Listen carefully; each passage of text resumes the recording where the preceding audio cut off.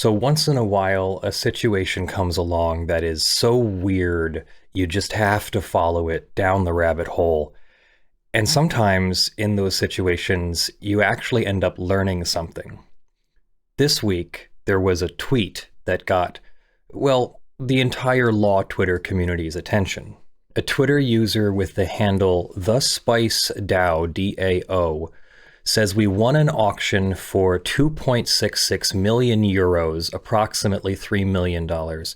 Now our mission is to make the book public to the extent permitted by law, to produce an original animated limited series inspired by the book and sell it to a streaming service, and to support derivative projects from the community. Law Twitter grabbed this and just ate it up.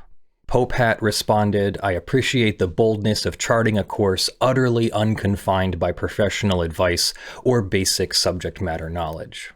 Guy being Dude responded, Crypto Bros with a copy of a book, is this my intellectual property?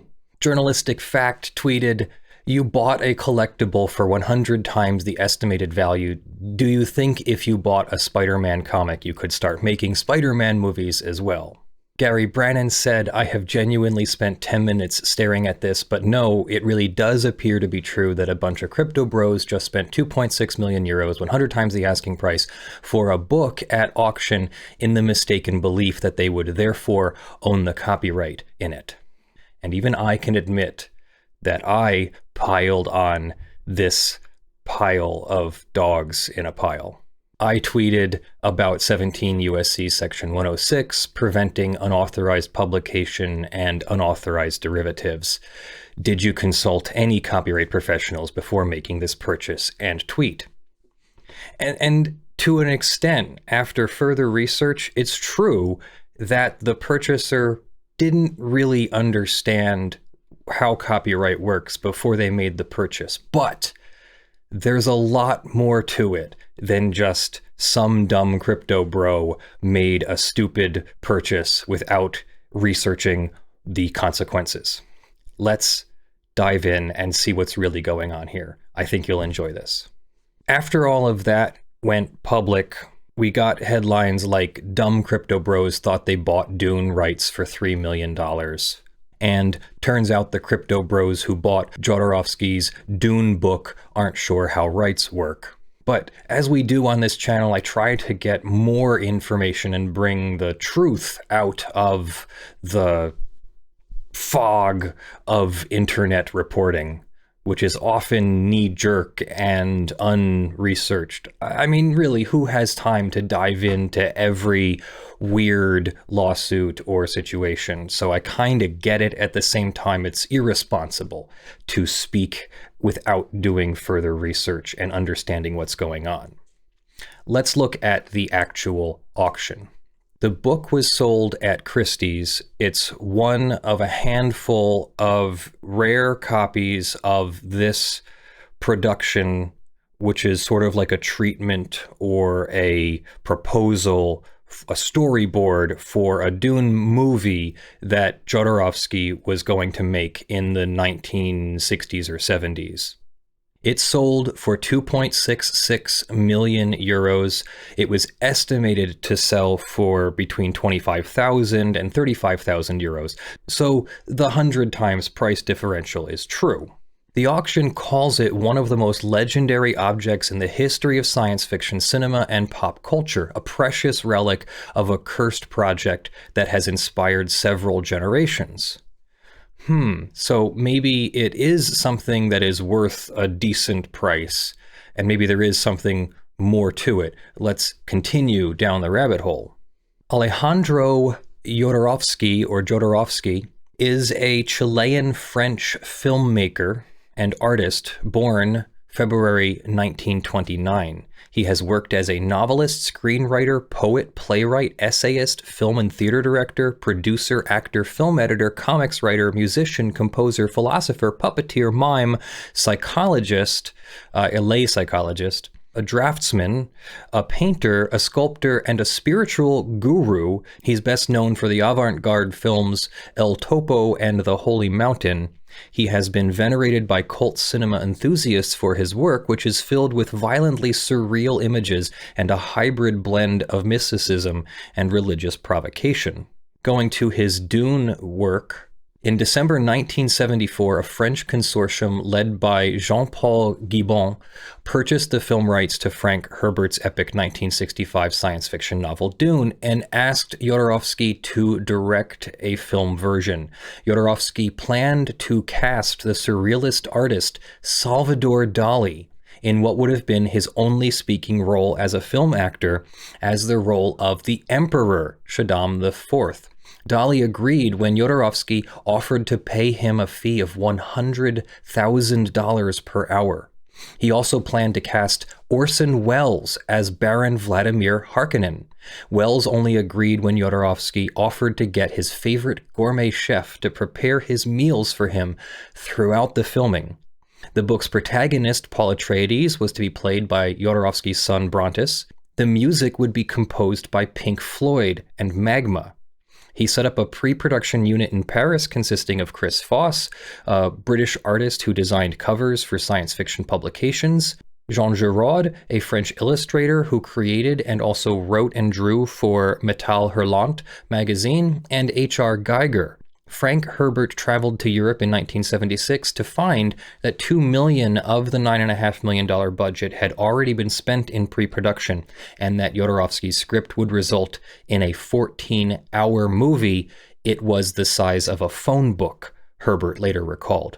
Jodorowsky took creative liberties with the source material, but Herbert said that he and Jodorowsky had an amicable relationship. The production for the film collapsed when no film studio could be found willing to fund the movie to Jodorowsky's terms. The aborted production was chronicled in the documentary Jodorowsky's Dune. Subsequently, the rights for filming were sold to Dino De Laurentiis, who employed the American filmmaker David Lynch to direct, creating the film Dune in 1984. The documentary does not include any original film footage of what was to be Jodorowsky's Dune, but does make extraordinary claims as to the influence this unmade film had on other actual science fiction films, such as Star Wars, Alien, Terminator, Flash Gordon, and Raiders of the Lost Ark. So this is quite an epic relic of an unmade movie that would have been Lord of the Rings epic, that would have been Star Wars epic, that would have been a massive undertaking and a massive production, and probably would have had a massive following as well. And it seems like it deserves it. The purchase was made by a gentleman named Sobey, who is a 25-year-old, I believe, resident of California. I could have that wrong. But he says in his profile here, he's the co-founder of Ex Populus, the Butterfly DAO, Indigo Kid, TheSpiceDAO, etc. He seems to have gotten in on the ground floor of cryptocurrency and NFTs and things like that. And he said that he spent the vast majority of his net worth on this project to acquire this book and then make something out of it. On a podcast called the Filmumentary Podcast, Sobey and Frank Pavich and Dan Lanigan talked about the $3 million Dune book sale, where Sobey explained that he really didn't have anything more than a vision that he would buy the book and then make the book public and try to make sort of a community fan fiction animated series out of the book. Of course, it seems now that he did not realize that he wouldn't automatically be able to do that just by owning a copy of the book, that he would have to seek the rights. He'd have to seek rights to Jodorowsky's book, he'd have to seek rights to Herbert's underlying original work, Dune, and those rights probably belong to the companies that made the new Dune that was released last year, which was distributed by Warner Brothers and Universal. So he's probably going to have some difficulty getting the rights that must have been purchased by Warner Brothers and Universal in order to have the epic new series made. But who knows? And so that's the plan. Following our successful raise, the team has spent the last 2 weeks working closely with legal advisors and consultants to ensure a refined, legally sound strategy. This is December 13th, 2021. We're excited to unroll a more detailed roadmap. The Dune manuscript is currently in Paris awaiting retrieval from Christie's. We expect to achieve physical custody by the end of January. In the meantime, the strategy is to prepare a process that can safely and assuredly be acquired and transported to a secure art storage in the United States. They want to refund Sobe at cost for the manuscript. This is where it gets a little complicated. Sobe started a cryptocurrency called Spice. The SpiceDAO Twitter account is part of a SpiceDAO organization, which is a decentralized autonomous organization represented by rules encoded as a computer program that is transparent, controlled by organization members, and not influenced by a central government. The way Sobe said it on the podcast is that you buy Spice, you get a vote on the SpiceDAO organization and what they're going to do with the properties owned by the DAO. Next, they're going to organize a legal entity to hold the book. I guess that's the SpiceDAO. I'm not sure. Maybe it's something held by it. Christie's releases the physical book, they transport the book to quality storage, and they commission a high-quality, non-destructive digitization for the manuscript's preservation. Here's where it takes another twist, because the book has already been digitized for the most part. There is a Google Photos share, which seems to have most of the book, if not all of the book. I mean, this is many, many, many pages long. I don't know how much of this I can show before YouTube considers it to be copyright infringement, but there is a link. You can find it just by searching for it, and you can see for yourself. So the book might not have been digitized to the quality that Sobe and the SpiceDAO wanted, but it has already been done. So some of this seems to have been a shoot first, ask questions later project for Sobe. But it turns out that Sobe actually did put the SpiceDAO or Spice cryptocurrency out for public offering, for lack of a better way of saying it. I am in no way a financial analyst or knowledgeable about how cryptocurrency works. Other than like a high level technical understanding. But it seems like they raised well over the $3 million and may have even raised something closer to $12 million to have that money available for this project, to hire people and get rights and make the animated series that they want to make. And here's the breakdown of that $11-12 million budget. $3.8 million to obtain the physical manuscript, $6.2 million to produce an animated film or TV series inspired by the contents of the manuscript, the excess for operations, counsel, promotion, and creative projects. Sobe intends to formally step down as day-to-day leadership and into an advisory role. Following the team's decentralization and the rollout, the unallocated budget can be used towards a new tokenomics model, fractionalized NFT, and to commission NFT art inspired by the manuscript viewings. Of course, there's going to be problems along the way, right? Because they don't own the copyright. And I've already seen this happening. Chris Foss has said you don't have permission to advertise your online business using the Dune Guild Tug artwork by Chris Foss. Please remove this artwork from your various business platforms. The Chris Foss artwork, this Dune Guild Tug, is this artwork here from the cover of the book. So what can he do now? Well, Sobe has said that he's going to pivot to creating an limited animated series through the SpiceDAO's endowment, using Dune and Star Wars and Asimov and other science fiction inspiration. And he's going to create something that's not infringement if he can't secure the rights. He even admits here on December 2nd that we do not own the IP to Frank Herbert's masterpiece. We are uniquely positioned with the opportunity to create our own addition to the genre as an homage, and that we have not been able to reach an agreement with any of the rights holders involved in the creation of the contents of the book of collected storyboards of Jodorowsky's Dune. So it does sound like they did kind of make a dumb mistake. I believe that Sobi could have done all the things he wanted to do, even raising the money, without having to purchase the rare copy of Jodorowsky's storyboard book, because the book was already made public, legally or illegally, I'm not sure, but there's already an electronic copy of the book, so he could use that to be inspired by something he wouldn't otherwise be able to see, right? That was the point. The thing is rare, it's not public, so now can you see into it and make something with it? Could you have researched the copyright implications? Yes.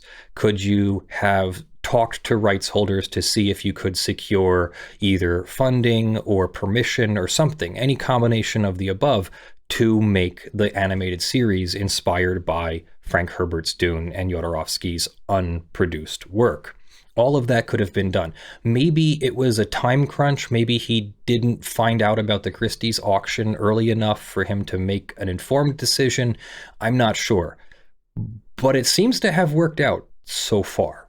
There is a page on SpiceDAO.xyz that apparently was up for a little while, NFT of the book with proof of JPEG, proof of burn, and it seems to be taken down now. I'm assuming that rights holders saw all of these tweets and news reports and issued a DMCA takedown notice of some kind.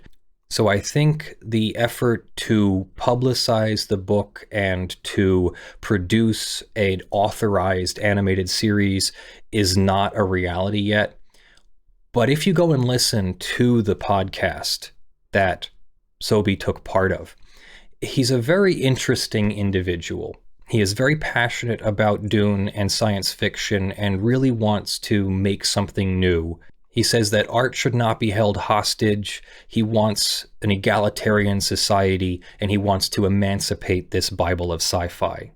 The other commentators on the podcast assumed that he was just a crazy guy who put crazy money into one thing, but even they said that they hope that he succeeds in not necessarily republishing the book. Sobi says that his hopes of republishing the book are gone, but that they did raise $11 million to make something inspired by the science fiction that Frank Herbert and Jodorowsky envisioned. So maybe it is both half true that a dumb crypto bro thought he bought Dune rights for $3 million and he didn't. Or maybe it's just true that he purchased the thing and hoped to get the rights or get permission later. Maybe he's had success with swaying people through his passion and his advocacy. But the other half is that for how short that effort fell, they did acquire the book, they did raise the money, they do have some kind of budget to produce a limited animated series. They might be able to use that passion and popularity to get further funding. They might even be able to acquire rights. Who knows if Warner Brothers, Universal, whatever, Herbert will give them permission to make a fan fiction that has the elements that Sobi is looking for and the TheSpiceDAO is looking for. So as always, there's more to these things than originally posted on the internet. You know, clickbaity headlines certainly got my attention, but then upon further research, it sounds like there's more of a story. If you want to listen to the Filmumentary Podcast with Sobi and Frank Pavich and Dan Lanigan, I will post a link to it in the description below. And let me know what you think. I'm personally inspired by his efforts. No matter how much they might have been off the mark, he was at least shooting in the right direction, and I think he has the passion and maybe even a little bit of the money to make something from his passion. Let me know what you think in the comments below. Thanks for watching. Special thanks to our top supporters in January: John Steele, Gavin Barnard, Eevi, Spirit Bear, Benjamin Hitov, Ugly Grill, Torpedan, NotMike, ShadowTycho, Earthbound Star, TechTechPotato, Eric Tams, PureMagma, and the Blood-Soaked Survivors. You can support Lawful Masses on patreon.com/ljfrench, sponsors.com/law, through YouTube memberships, and through Floatplane subscriptions. Join me for our weekly live production stream on twitch.tv/lawfulmasses on Sunday mornings at 10 a.m. Eastern US time. I hope everyone has a great week and a happy new year. I love you all. Bye.